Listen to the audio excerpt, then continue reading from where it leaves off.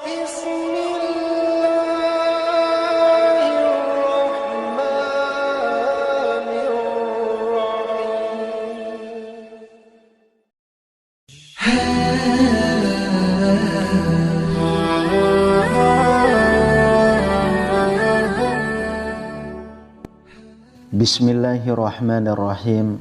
Assalamualaikum warahmatullahi wabarakatuh. Syukur alhamdulillah kita bisa berjumpa lagi di channel ini. Sholawat dan salam selalu dan tetap tercurahkan kepada junjungan kita Nabi besar Muhammad sallallahu alaihi wasallam. Allahumma sholli ala sayyidina Muhammad wa ala ali sayyidina Muhammad. Harapan dan doa saya semoga saudaraku semuanya selalu diberikan kesehatan, dilapangkan rezekinya, diampuni dosa-dosanya, dan dipanjangkan umurnya. Amin ya rabbal alamin. Sahabat beriman yang dirahmati Allah, mungkin sebagian kita masih belum mampu bersedekah dalam bentuk harta, tenaga, ataupun waktu untuk orang lain. Namun tahukah kita, ada banyak bentuk dan berbagai macam cara untuk bersedekah. Salah satu hadis berikut menyebutkan bahwa kita mampu dan boleh untuk bersedekah kepada diri sendiri. Dari Abu Dzar berkata, "Wahai Rasulullah, bagaimana menurut pandangan Anda jika saya lemah tidak mampu untuk melakukan sebagian amal?" Rasulullah Shallallahu Alaihi Wasallam pun bersabda, "Engkau menahan diri untuk tidak melakukan keburukan terhadap manusia. Sesungguhnya itu adalah sedekah darimu untuk dirimu sendiri." Hadis riwayat Bukhari dan Muslim. Menahan diri dari perbuatan keji dan mungkar yang tentunya dapat merugikan diri sendiri dan orang lain adalah cara untuk bersedekah. Dengan menahan diri dari keburukan serta senantiasa berbicara yang baik, sopan, berakhlak terpuji, kita sudah melakukan amal sedekah. Ada banyak cara untuk bersedekah, dan Allah tidak pernah membebani hambanya melebihi kapasitasnya. Suatu hari Rasulullah Shallallahu Alaihi Wasallam pernah lama sekali sujud dalam sholatnya saat mengimani kaum muslimin. Maka selesai sholat, salah seorang sahabat bertanya, "Wahai Rasulullah, sesungguhnya Anda tadi itu lama sekali bersujud hingga kami mengira ada sesuatu kejadian atau Anda sedang menerima wahyu." Rasulullah Shallallahu Alaihi Wasallam menjawab, "Tidak ada apa-apa. Tadi itu aku ditunggangi oleh cucuku, maka aku tidak mau tergesa-gesa sampai dia puas." Adapun anak yang dimaksud ialah Al-Hasan atau Al-Husain radhiyallahu anhuma. Dalam banyak kisah, Rasulullah Shallallahu Alaihi Wasallam telah memberikan banyak teladan kepada kita tentang bagaimana melatih diri untuk memahami dunia, anak-anak, dan menjaga kesabaran saat menghadapinya. Pola pikir yang tepat saat kita membersamai anak-anak akan membuat kita lebih mampu bersabar. Sedangkan sebaliknya, pola pikir yang salah akan menjadikan proses kebersamaan dengan anak kita seringkali menjadi pemicu amarah dan stres. Alangkah baiknya kita, para orang tua, kembali merenungi hadis ini. Rasulullah Shallallahu Alaihi Wasallam bersabda, "Apabila anak Adam meninggal dunia, maka terputuslah amalnya kecuali 3 perkara, yaitu sedekah jariah, ilmu yang bermanfaat, dan anak soleh yang mendoakan orang tuanya." Hadis riwayat Muslim. Kandungan pokok dari hadis ini adalah 3 amal yang bermanfaat dan terus mengalir pahalanya bagi manusia setelah ia meninggal. Saat dimana kita dalam keadaan sangat menyesal karena kurangnya amal-amal kita dan tak mampu lagi menambah amal. Di saat yang demikian itu, ketiga amal jariah inilah yang menjadi penolong kita. Tahukah kita, suatu peluang besar untuk mendapatkan semua amal jariah itu sekaligus. Peluang besar itu terdapat dalam mendidik anak. Sebuah aktivitas sehari-hari yang terkadang tampak sepele dan kita lalui dengan sepintas.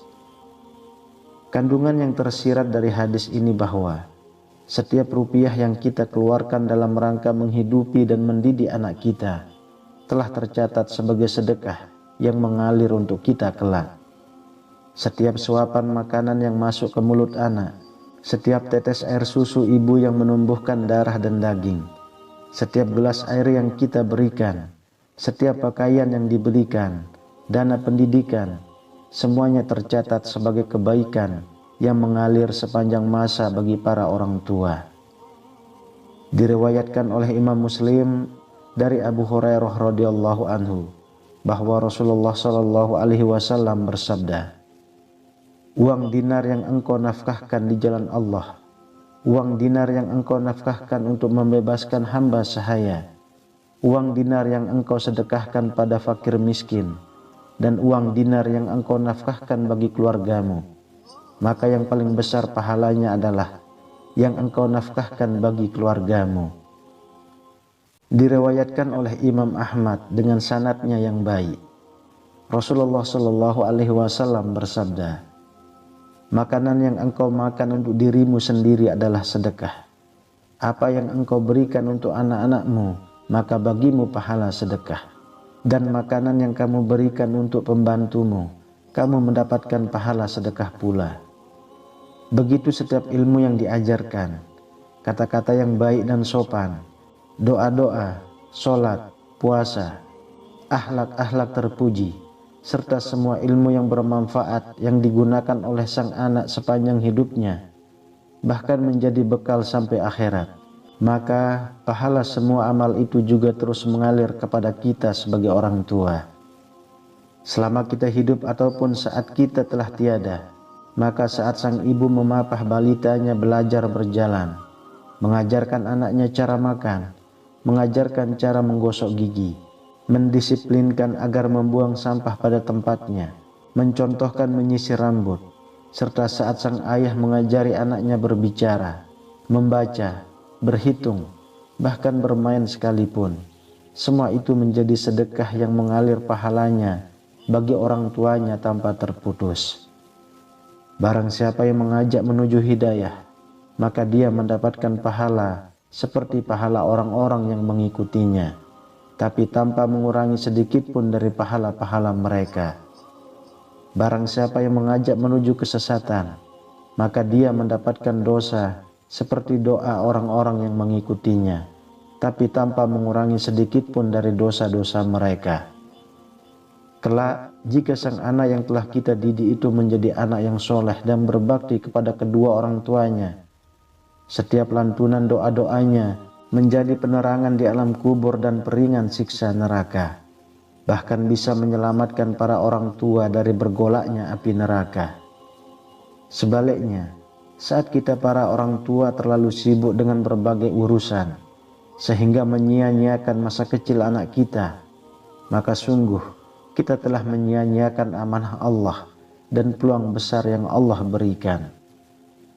Lebih jauh lagi, jika yang kita contohkan adalah perbuatan buruk seperti menonton film yang buruk, bersikap kasar terhadap istri, suka memarahi anak kecil, meninggalkan sholat, dan perbuatan buruk lainnya, maka itu adalah investasi dosa yang mengalir tiada putusnya selama anak kita melakukan perbuatan buruk yang sama dan menularkan keburukan itu kepada anaknya atau orang sekitarnya.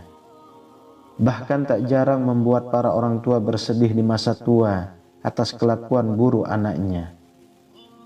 Dari Abu Umamah Al-Bahili radhiyallahu anhu, dia berkata, Rasulullah Shallallahu Alaihi Wasallam bersabda, "Sesungguhnya para malaikat serta semua penduduk langit dan bumi sampai semut-semut di sarangnya, mereka semua bersolawat atas orang yang mengajarkan kebaikan kepada manusia." Makna bersolawat atasnya adalah mendoakan dan memintakan ampun untuknya. Sungguh, setiap lelah kita saat bersama anak-anak adalah sedekah jariah kita bagi diri sendiri. Masihkah kita pelit dan bakhil? Sahabat beriman, itulah cara bersedekah untuk diri sendiri. Semoga kita bisa mengamalkannya di kehidupan kita sebagai bekal kita hidup di dunia dan akhirat. Amin ya rabbal alamin. Wallahu a'lam bishawab. Demikian yang bisa saya bagikan, semoga bermanfaat untuk kita semua. Assalamualaikum warahmatullahi wabarakatuh.